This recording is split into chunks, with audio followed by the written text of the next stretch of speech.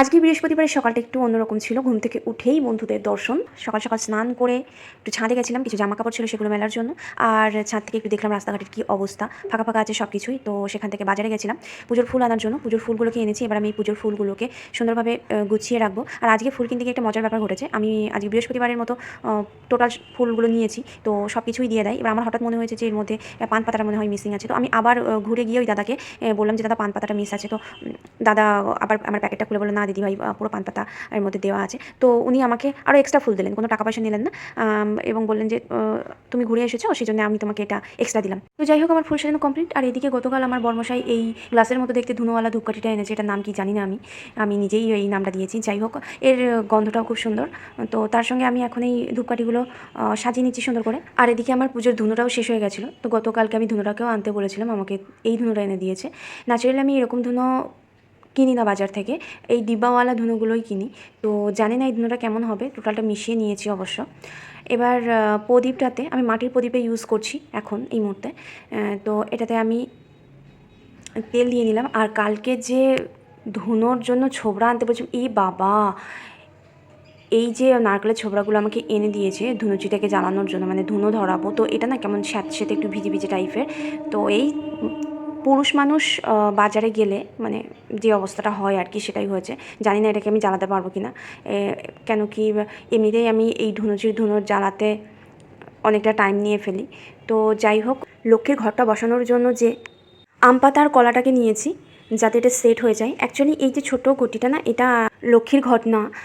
এই যে আমার ছোট সিংহাসনটা দেখতে পাচ্ছ, মায়ের যে ছোট্ট সিংহাসনটা, যখন আমার এত কিছু ছিল না ঠাকুর ঘরের, তখন এই ছোট্ট সিংহাসনটাতে রাখার মতো ওই ছোটোই একটা ঘট কেনা হয়েছিল।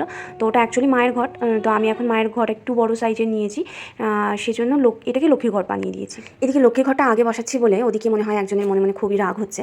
তার কারণ আমি যেদিন দেখেছি ওনাকে আমি একটু পুজো দিতে লেট করেছি বা কোনো কিছু একটু লেট হয়ে গেছে, সেই ক্ষেত্রে উনি আমার যেন মনে হয় আমার থেকে মানে খুব রেগে থাকেন, পুজো নিতে চান না। মানে যেমন হয় না গলা থেকে মালাটা পড়ে যাওয়া, ঘর থেকে ফুলটা পড়ে যাওয়া।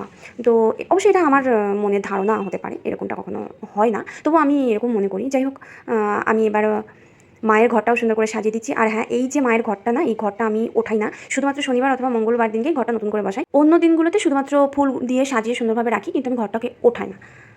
আর এদিকে এখন একটা নতুন ঝামেলায় পড়েছি কি, আজকে যেখান থেকে ফুল নিয়েছি সেখানে কোচানো ফুল, মানে যেগুলো পাপড়িওয়ালা এক্সট্রা যে ফুলটা দেয়, সেই ফুলটা ওনার কাছে নেই। তাই এখন বাড়িতে ফিরে আমার এক্সট্রা খাটনি হয়েছে।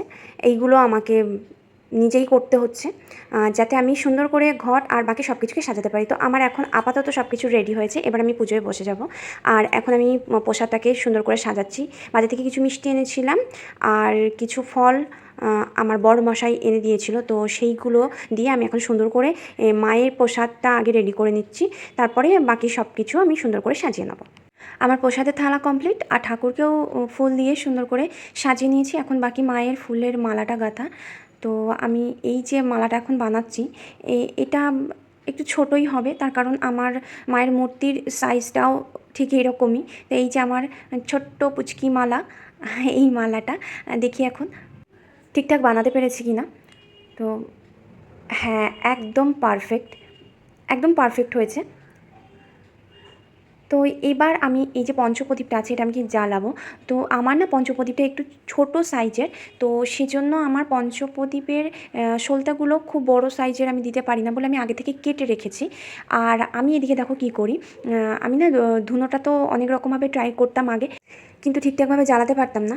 তো এখন আমি কী করি, আগে প্রদীপটা জ্বালিয়ে নিই, নিয়ে একটা বড় সলতেতে তেল লাগাই, তেল লাগিয়ে ওটাকে প্রদীপ থেকে ধরিয়ে নিই, নিয়ে তারপরে এটা জ্বলে উঠলে ধুনুচির মাঝখানে এভাবে রেখে দিই, মানে ছোবড়াটার ভিতরে আর কি। তো এরকমভাবে রাখলে খুব সহজেই ধরে যায়। তো তোমাদের যাদের এরকম প্রবলেম আছে, যারা ধুনুচি জ্বালাতে গিয়ে খুব সমস্যার মধ্যে পড়ো, তো তারা এইরকমভাবে ট্রাই করতে পারো। আর যদি তোমাদের কাছে এর থেকে কোনো বেটার কিছু উপায় থেকে থাকে তাহলে সেটাও আমাকে জানিও, যাতে আমিও সেই শর্টকাট আর ভালো ব্যাপারটা শিখতে পারি। তো এখন আমার প্রদীপও জ্বলে গেছে, আর ধূপকাঠিও জ্বালিয়ে নিয়েছি, ধুনোটাও জ্বলে গেছে। এবার আমি আরতি করব। আর আমার আরতি করতে একটু বেশি সময় টাইম লাগে, তার কারণ হচ্ছে আমার এই ছোট্ট জায়গাতে যে কটা দেবদেবীর মূর্তি অথবা পিকচার আছে, আমি সবগুলোকে আলাদা আলাদাভাবে আরতি করি। তো সেজন্যই আমার টাইমটা একটু বেশি লাগে। তো ফাইনালি আমার আরতি করা শেষ, পুজো পাঠ সব শেষ। আর আজকে বৃহস্পতিবার, তাই লক্ষ্মীর ভাণ্ডারে কিছু টাকা রেখে দিলাম পুজো শেষে। আর পুজোর শেষে ফাইনালি আমার ঠাকুর ঘরের ঠিক এরকম একটা সুন্দর মিষ্টি পরিবেশ। আর সত্যি বলতে কি, আমি পুজো দেওয়ার চক্করে তাড়াহুড়োতে সিঁদুর পরতে টাইম পাইনি, তো এখনও পুজোর শেষে সিঁদুরটা একটু লাগালাম। আর অনেক সকালে আজকে উঠেছি, কিছুই খাওয়া হয়নি, পুজো না করে খাই না, তো এখন রান্নাঘরের দিকে যাচ্ছি কিছু খাওয়ার জন্য। কিন্তু মনে হচ্ছে বৃষ্টি আসছে, তাই দৌড়চ্ছি ছাদে।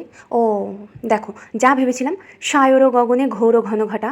তো এখন জামা কাপড় নিয়ে ঘরে দৌড়ো বেটা। তো এইটা হচ্ছে আমার এখনকার খাবার।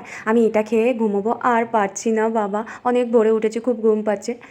আর বড়মশাই বাড়ি নেই, তো আমার কোনো টেনশন নেই। তাই এখনকার মতো টাটা, দেখা হচ্ছে নেক্সট ভিডিওতেই। Love you and by.